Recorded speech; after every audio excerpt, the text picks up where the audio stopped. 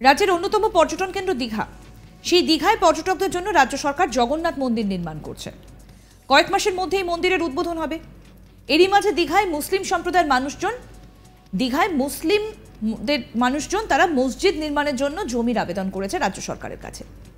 এবার দীঘায় রাম মন্দির নির্মাণের জন্য জায়গার আবেদন জানালো ডক্টর শ্যামাপ্রসাদ মুখার্জি ব্যবসায়ী কমিটি, দীঘা ও সনাতনী বৃন্দ।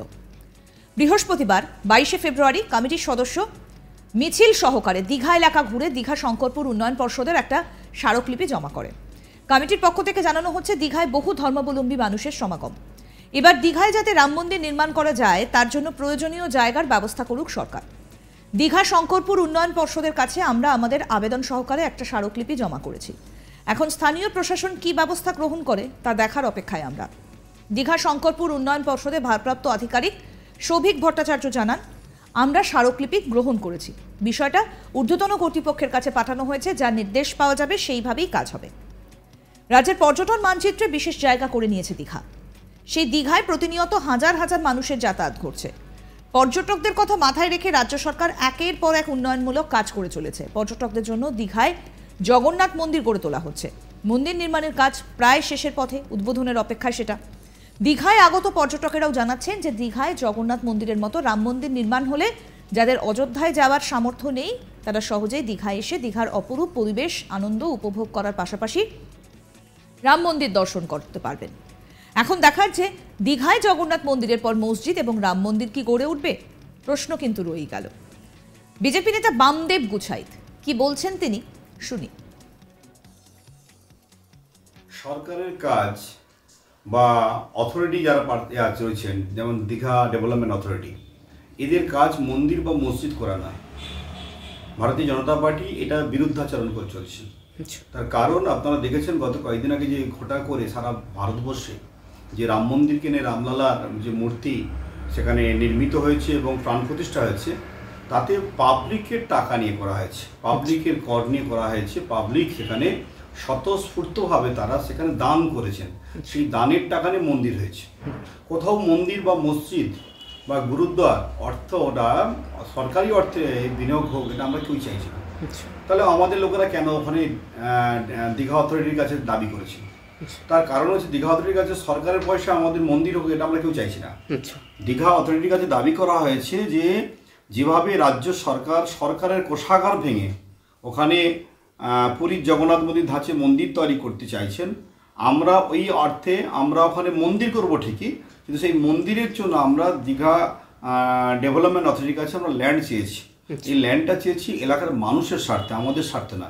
এলাকার বিভিন্ন পর্যটকরা যারা আসছেন তারা সকলেই চাইছেন যেভাবে উত্তরপ্রদেশে রামলালার মূর্তি ওখানে নির্মিত হয়েছে, প্রাণ প্রতিষ্ঠা পেয়েছেন, ওই আদলে যেহেতু দীঘা সারা ভারতবর্ষের কাছে একটা অন্যতম একটি পর্যটন ক্ষেত্র, তাই এখানেও যাতে অযোধ্যার ধাঁচে মন্দির করে মানুষকে কি বলা হয় পরিত্রাণ দেওয়া যায় অথবা মানুষের পাশে দাঁড়ানো সম্ভব হয়, তার উদ্যোগ গ্রহণ করতে সেই মানুষের দাবিকে মান্যতা দিয়ে ভারতীয় জনতা পার্টির পক্ষ থেকে আমরা দীঘা ডেভেলপমেন্ট অথরিটির কাছে আমাদের প্রতিনিধিরা গিয়ে তারা দাবি জানিয়েছে। রাজ্য সরকার বা ডেভেলপমেন্ট অথরিটির কাছে কতটা আশা করছেন, যে কতটা আমরা আশাবাদী যে তারা আমাদের এই হিন্দু সনাতন ধর্মের স্বার্থে তারা সহায়তা করবেন। যদিও এখানকার রাজ্য সরকার হিন্দু সনাতন ধর্মের পরিপন্থী, তারা হিন্দু সনাতন ধর্ম ঐক্যবদ্ধ হোক, হিন্দু সনাতন ধর্মের মানুষ জাগরিত হোক, তারা এলে ইন্টারেস্টেড নয়। তারা যতটা মসজিদ এবং যতটা তারা গির্জা নিয়ে যারা ইন্টারেস্টেড, ততটাই ঠিক সনাতন ধর্মে তারা পরিপন্থী। আজকে আমাদের জননেতা শুভেন্দু অধিকারী সনাতন ধর্মকে উত্তরোত্তর এগিয়ে নিয়ে যাওয়ার স্বার্থে, মানুষের স্বার্থে সনাতন ধর্ম করবার লক্ষ্যে যে লড়াইটা দিচ্ছেন, তার পক্ষে আমরাও পূর্ব মেদিনীপুর জেলা পরিষদের পক্ষে বিরোধী দলনেতা বিধায় আমরাও সেই দাবিকে মান্যতা দিই। দাদা, একটা প্রশ্ন, যে এই দাবিটা আপনারা আগে কেন করলেন না, জগন্নাথ মন্দিরের পরে কেন করছেন? দেখুন, পরিবেশ পরিস্থিতি সবকিছু ভাবায়। পরিবেশ পরিস্থিতি সবকিছু ভাবায়। আমরা সারা ভারতবর্ষের যেখানে যেখানে মন্দির হোক এটা আমরা চাই না, কিন্তু প্রাসঙ্গিক ক্রমে যদি কোথাও করার প্রয়োজনীয়তা দেখা যায়, মানুষ ডিমান্ড করে থেকে থাকেন, সেটা সনাতন ধর্মের স্বীকৃতির স্বার্থে আমাদের মান্যতা দিতে হয়।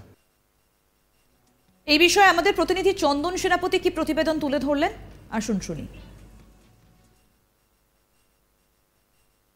পূর্ব মেদিনীপুর জেলার পর্যটন কেন্দ্র দীঘা সমুদ্র সৈকতের বুকে কিন্তু ইতিমধ্যেই রাজ্য সরকারের পক্ষ থেকে জগন্নাথ মন্দির নির্মাণের কাজ যথেষ্টই তৎপরতা এবং আমরা জানি যে আগামী কয়েক দিনের মধ্যেই কিন্তু সেই জগন্নাথ তৈরির কাজ, জগন্নাথ মন্দির নির্মাণের কাজ কিন্তু শেষ হবে এবং রাজ্য সরকার সেই জগন্নাথ মন্দির প্রতিষ্ঠিত করা হবে।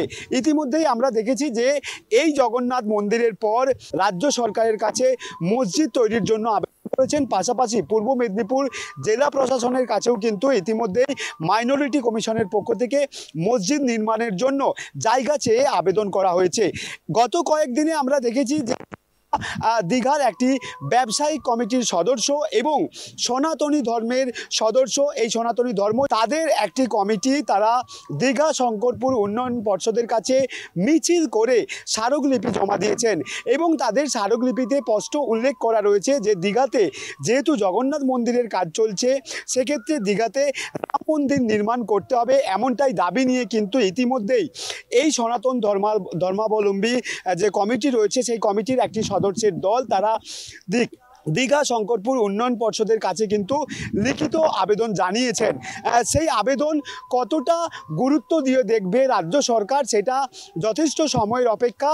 তবে তারই মাঝে কিন্তু দীঘার জগন্নাথ মন্দির পরে মাইনরিটি কমিশনের সদস্যরা মসজিদের জন্য জায়গা চেয়ে রাজ্যসহ জেলা প্রশাসনের কাছে স্মারকলিপি জমা দেওয়া এবং ঠিক তারই পরে সনাতন ধর্মাবলম্বী মানুষ তারা দীঘা শঙ্করপুর উন্নয়ন পর্ষদের কাছে রাম মন্দির নির্মাণ করতে চেয়ে কিন্তু জায়গা চেয়ে ইতিমধ্যেই আরও একটি স্মারকলিপি জমা দিয়েছেন।